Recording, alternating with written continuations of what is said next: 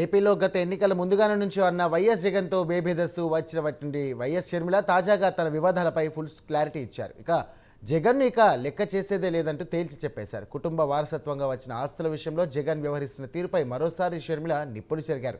తల్లిపై case వేసిన కొడుకుగా, మేనల్లుడు కోడలుగా, ఆస్తులు కాజేసినటువంటి మేనమామగా జగన్ మిగిలిపోతారంటూ వ్యాఖ్యానించారు. జగన్పై సొంత చెల్లెలు చేసినటువంటి ఈ వ్యాఖ్యలతో వైసీపీ మరింత డ్యామేజ్ అవుతుందని విశ్లేషకులు భావిస్తున్నారు.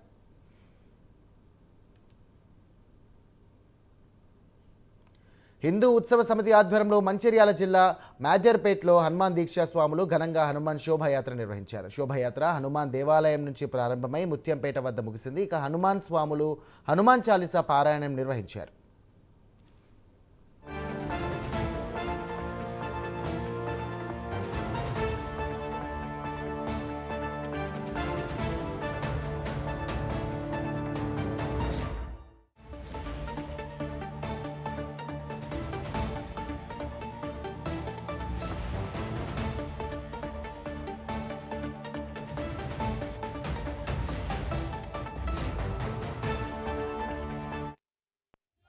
హనుమాన్ దీక్షా స్వాములందరూ కూడా గత కొన్ని రోజుల నుంచి మనము ఈ మండలంలో ఏ గ్రామానికి పోయినా అందరి నోట రెండే శబ్దాలు, జై శ్రీరామ్, జై హనుమాన్.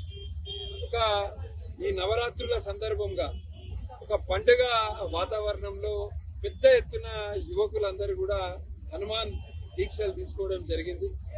ఇలా ఈ మండలంలో ఉన్న హనుమాన్ దీక్షా స్వాములందరూ కలిసి శోభాయాత్ర అనంతరం హనుమాన్ చాలీసా పారాయణం కార్యక్రమము ముత్యంపేటలో ఏర్పాటు చేయడం జరిగింది.